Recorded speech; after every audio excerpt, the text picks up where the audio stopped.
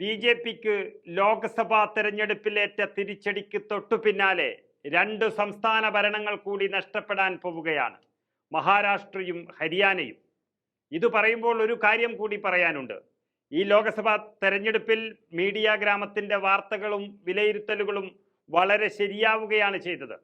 ദില്ലിയിലും ഹിമാചൽ പ്രദേശിലും പകുതി സീറ്റുകൾ ഇന്ത്യ സഖ്യം നേടുമെന്ന് പറഞ്ഞതല്ലാതെ ഞങ്ങളുടെ വിലയിരുത്തലുകൾ എവിടെയും തെറ്റിയിട്ടില്ല എന്ന് ഞങ്ങൾ വിശ്വസിക്കുന്നു. അതിൽ തന്നെ ഏറ്റവും കൂടുതൽ വിലയിരുത്തിയ രണ്ട് സംസ്ഥാനങ്ങൾ മഹാരാഷ്ട്രയും ഹരിയാനയും തന്നെയാണ്.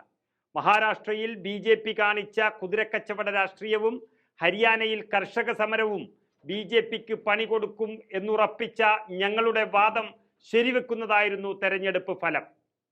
26-ന് മുകളിൽ സീറ്റാണ് ഇന്ത്യ മുന്നണിക്ക് മീഡിയ ഗ്രാമം മഹാരാഷ്ട്രയിൽ പറഞ്ഞത്. അത് 30 സീറ്റിൽ വരെ എത്തി.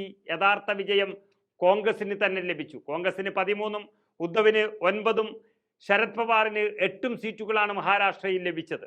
അതുപോലെ ഹരിയാനയിൽ 5 മുതൽ 7 സീറ്റുകൾ വരെയാണ് എന്ന് പറഞ്ഞതെങ്കിലും 5-ൽ ഇത് ഒതുങ്ങി.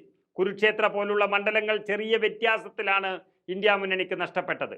എന്നാൽ ഈ സംസ്ഥാനങ്ങളെ കുറിച്ച് ഇപ്പോൾ പറയാൻ പ്രധാനപ്പെട്ട ഒരു കാരണം, മഹാരാഷ്ട്രയിലും ഹരിയാനയിലും 3 മാസങ്ങൾക്കുള്ളിൽ, അതായത് ഒക്ടോബറിൽ നിയമസഭാ തെരഞ്ഞെടുപ്പ് നടക്കുകയാണ്. ഒരു സംശയവും വേണ്ട, ഈ രണ്ട് സംസ്ഥാനങ്ങളും കോൺഗ്രസ് അഥവാ ഇന്ത്യ മുന്നണി പിടിച്ചെടുക്കാൻ പോവുകയാണ്.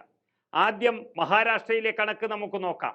ആകെയുള്ള 288 അംഗ നിയമസഭയിൽ 103 സീറ്റുകളാണ് ബി.ജെ.പിക്ക് മഹാരാഷ്ട്രയിലുള്ളത്. എന്നാൽ ഇന്ത്യ സഖ്യത്തിൽ നിന്നും ജയിച്ച NCPയുടെയും ശിവസേനയുടെയും 40ഓളം MLA-മാരെ പിടിച്ചുകൊണ്ടുപോയിട്ടാണ് ഇപ്പോൾ ബി.ജെ.പി മഹാരാഷ്ട്ര ഭരിക്കുന്നത്. എന്നാൽ ഇനി അതുണ്ടാവില്ല. ആകെയുള്ള 48 ലോക്സഭാ സീറ്റിൽ 30ഉം ഇന്ത്യ സഖ്യം വിജയിച്ചിരിക്കുന്നു. ഒരു സീറ്റ് മുംബൈയിൽ വെറും 48 വോട്ടിനാണ് തോറ്റുപോയത് ഇന്ത്യ സഖ്യം. അങ്ങനെ ഇന്ത്യ മുന്നണിയിലെ എല്ലാ പാർട്ടികളും കരുത്തുകാട്ടി നിൽക്കുന്ന മഹാരാഷ്ട്രയിൽ NCPയിൽ നിന്നും പിളർന്നു പോയ അജിത് പവാർ വിഭാഗം ഇന്ത്യ മുന്നണിയിലേക്ക് തിരിച്ചു വരികയാണ്. ശിവസേനയിലെ പ്രവർത്തകർ മുഴുവനും ഉദ്ധവിനൊപ്പമായതോടെ ഷിൻഡ ക്യാമ്പും ഇന്ത്യയിൽ ലയിക്കാനുള്ള സാധ്യത തള്ളിക്കളയാനാകില്ല. അതായത് ഒരു സംസ്ഥാനത്തെ തുല്യ ശക്തികളായ 4 പാർട്ടികളിൽ 3 പേരും ഒന്നിച്ചാൽ അവിടുത്തെ അവസ്ഥ എന്താകുമെന്ന് എല്ലാവർക്കും അറിയാം. ബി.ജെ.പിയുടെ അഡ്രസ് ഉണ്ടാവില്ല. ഉദ്ധവ് താക്കറെയെ വീണ്ടും മഹാരാഷ്ട്രയുടെ മുഖ്യമന്ത്രിയായി കാണാൻ ഇന്ത്യ മുന്നണി ആഗ്രഹിക്കുന്നുമുണ്ട്.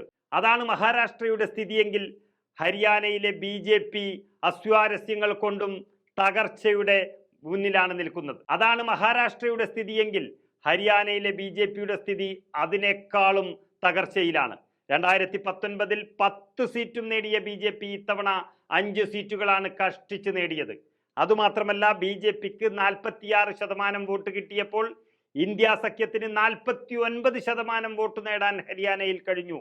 കർഷക സമരം കൊടുമ്പിരി കൊണ്ടിരിക്കുന്ന ഹരിയാനയിൽ ബി.ജെ.പിക്കെതിരെ വലിയ ജനവിരുദ്ധ വികാരമാണ് നിലനിൽക്കുന്നത്. ഒപ്പം യുവാക്കളും സംസ്ഥാന സർക്കാരിനെതിരാണ്. നിലവിൽ തന്നെ കേവല ഭൂരിപക്ഷമില്ലാത്ത ഒരവസ്ഥയിലാണ് ബി.ജെ.പി ഹരിയാന ഭരിക്കുന്നത്. ഒരവിശ്വാസം കൊണ്ടുവന്നാൽ അതിനെ നേരിടാനുള്ള ശക്തി പോലും ഇന്ന് ഹരിയാനയിൽ ബി.ജെ.പിക്കില്ല. തെരഞ്ഞെടുപ്പിന് മുൻപ് തന്നെ ബി.ജെ.പി സർക്കാർ ഹരിയാനയിൽ വീഴാനുള്ള സാധ്യതയും കാണുകയാണ്. അങ്ങനെയിരിക്കെ നിയമസഭാ തെരഞ്ഞെടുപ്പ് ഒക്ടോബറിൽ നടക്കുന്നതോടെ ഹരിയാന ബി.ജെ.പിക്ക് മറക്കേണ്ടി വരും എന്നുള്ളതാണ് എല്ലാ കണക്കുകളും സൂചിപ്പിക്കുന്നത്. അതറിയാൻ ഇനി കൂടുതൽ സമയമൊന്നും വേണ്ട. 3 മാസത്തിനുള്ളിൽ ഈ 2 സംസ്ഥാനങ്ങളിലും തെരഞ്ഞെടുപ്പ് പ്രഖ്യാപിക്കും. അതിൽ ബി.ജെ.പിക്കുണ്ടാകാൻ പോകുന്ന തിരിച്ചടി എന്ന് പറയുന്നത് ഭൂരിപക്ഷമില്ലാതെ കേന്ദ്രം ഭരിക്കുന്ന നരേന്ദ്രമോദിയുടെ ഭരണത്തിന് ഒരു മരണമണി തന്നെയായിരിക്കും എന്നതിൽ സംശയം വേണ്ട.